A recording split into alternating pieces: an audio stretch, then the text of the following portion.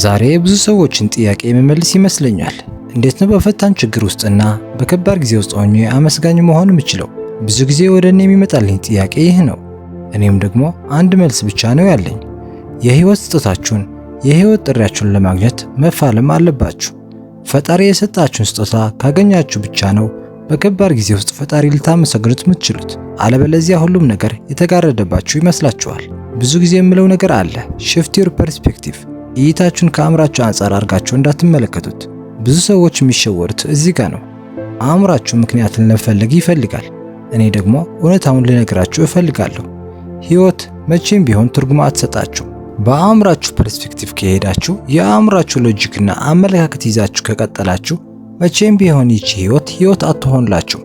ትርጉሙን በመፈለግ ውስጥ ሆናችሁ ህይወታችሁን ሊያልፍ ይችላል እንጂ መቼም ቢሆን ትርጉም አይሰጣችሁም። ያንን ከማድረግ ረስታችሁ ዝም ብላችሁ ብትኖሩ ይሻላችኋል።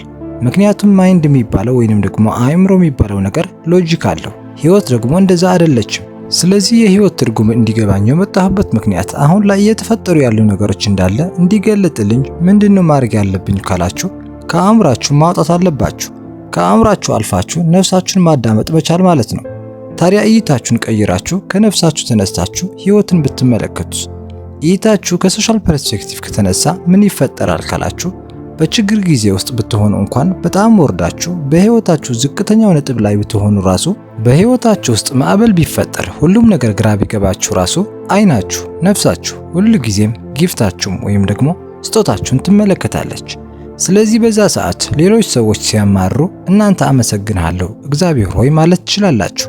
ምክንያቱም ነፍሳችሁ የምታተኩረው ችግራችሁ ላይ ሳይሆን ስጦታችሁ ላይ ብቻ ነው። ስለዚህ ከማመስገን ውጪ ሌላ ምንም ነገር ማለት አትፈልጉም። ለሰጠኝ ለእያንዳንዱ ነገር አመሰግናለሁ፣ ስጦታዬንም ስለገለጽክልኝ አመሰግናለሁ። ነፍሴን ባላዳምጥ ኖሮ ይህቺን ስጦታዬን ልመለከታት አልችልም ነበር ብላችሁ ልታመሰግኑት ብቻ ነው የምትችሉት። ያ ሁሉ ችግር እያለፋችሁበት ያለው ጣጣ እንዳለ ወዴት እየመራችሁ እንደሆነ በደንብ አድርጋችሁ ትገነዘባላችሁ። አሁን እዚህ ጋር በጣም ኢንተረስቲንግ ወይም ደግሞ አስደናቂ የሚባል ነገር ይፈጠራል። ህይወታችሁን ከሶል ፐርስፔክቲቭ ወይንም ደግሞ ከነፍሳችሁ እይታ በኩል ስትመለከቷት ቀጥታ ማመስገን ብቻ ነው ትዝ የሚላችሁ ብያለሁ። ሁሉም ነገር ችላ ብላችሁ ምስጋናችሁ ላይ ብቻ ከጠነከራችሁ ያ ሽፍት ይፈጠራል።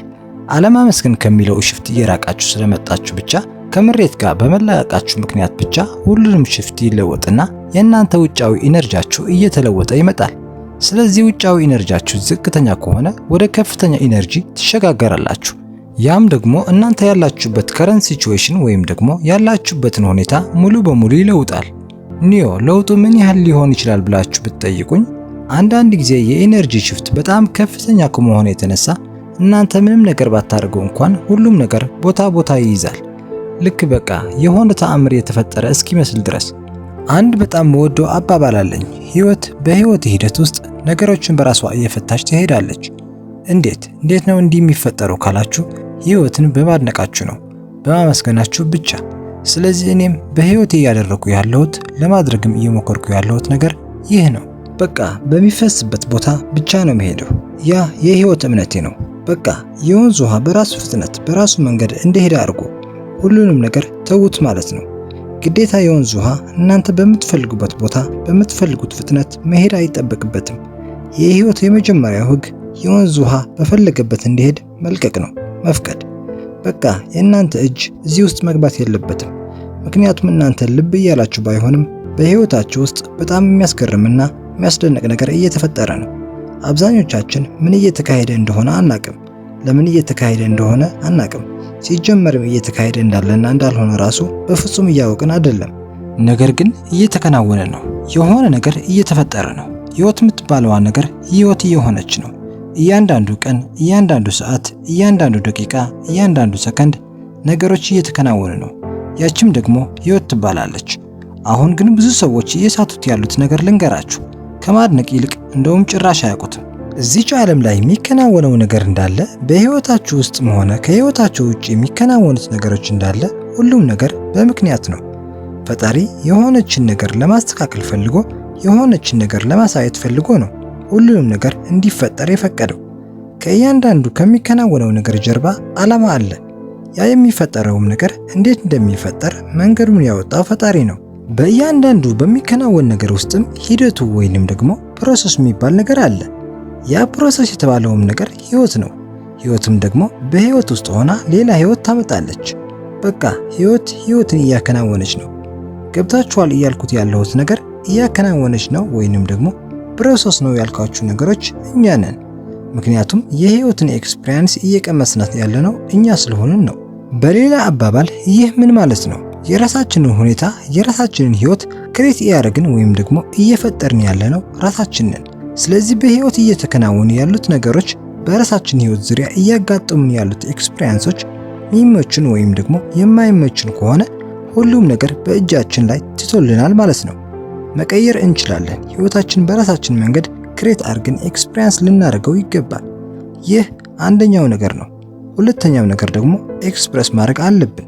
ምንድነው ኤክስፕረስ የምናደርገው? ራሳችንን፣ ማንነታችንን፣ በትክክልም ፈጣሪ እንድንሆን የፈልገውን ማንነታችንን እናወጣዋለን። እዚህ ጋር አንድ ነገር ልብ በሉልኝ።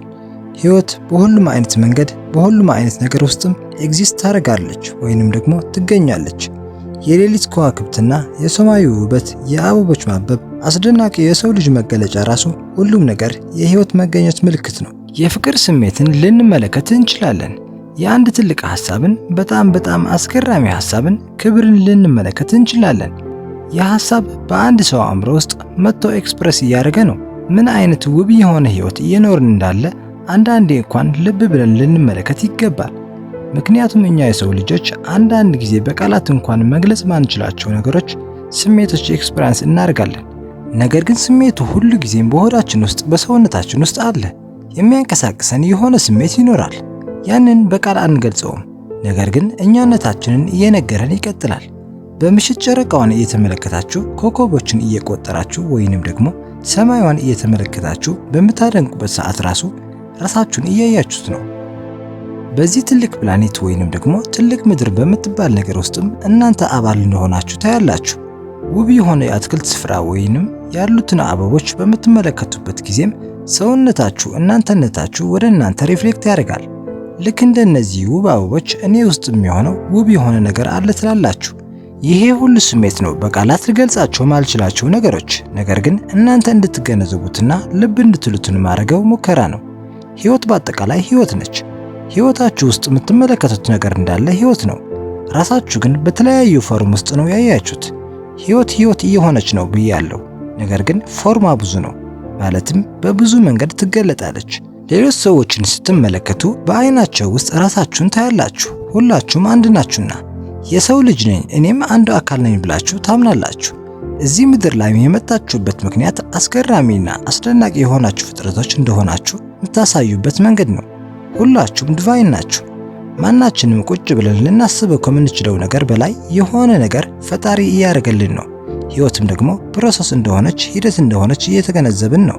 ዲቪኒቲ ወይንም ደግሞ መለኮታዊነት ለራሳችን በምንገልጽበት ሁኔታ ብቻ ሳይሆን ኤክስፕረስ በምናረግበት በምናሳይበት ወቅትም ህይወትን ህይወት እያደረግናት ነው የምለው ነገር እየገባችሁ ነው። እኛ እኮ ነገሮችን እየፈጠርን ነው። የፈጣሪ ልጆች በመሆናችን ምክንያት ብቻ የማይቻሉ የሚመስሉ ነገሮችን ክሬት እያደረግን ዓለማችንን እያስተካከልን ነው። ይህ ምን ማለት ነው? ፈጣሪ ነን፣ እኛ ውስጥም ፈጣሪ አለ ማለት ነው። እሱንም እየተጠቀምን ምንፈልገውን ዓለም በራሳችን ምርጫ እያስተካከልን ነው። በቃ ዓለም ላይ እየተፈጠረ ያለው ነገር እንዳለ ይህ ነው። የህይወት ተአምሯ ራሱ በእናንተ ውስጥ እያለፈች ነው፣ ፍሎው እያደረገች ነው። አንዴ ደግሞ አሁን እያልኩት ያለሁት ነገር በደንብ ሲገባችሁ ፐርፐዝኑም ወይንም ደግሞ ዓላማውንም በደንብ አድርጋችሁ ስትገነዘቡ ዲቪኒቲ ወይንም መለኮታዊነትን ስትመለከቱ ፕሮሰስና ሂደትን መሆኑንም ስታዩ ህይወት ሙሉ ለሙሉ ለእናንተ ብራንድ ኒው ወይንም ደግሞ አዲስ ትሆናለች። ሌላ ህይወት የምትኖር ነው የሚመስላችሁ። ታዋቂው አሜሪካዊ ጸሐፊ ኒዮ። ስለተከታተላችሁኝ አመሰግናለሁ። ቻው።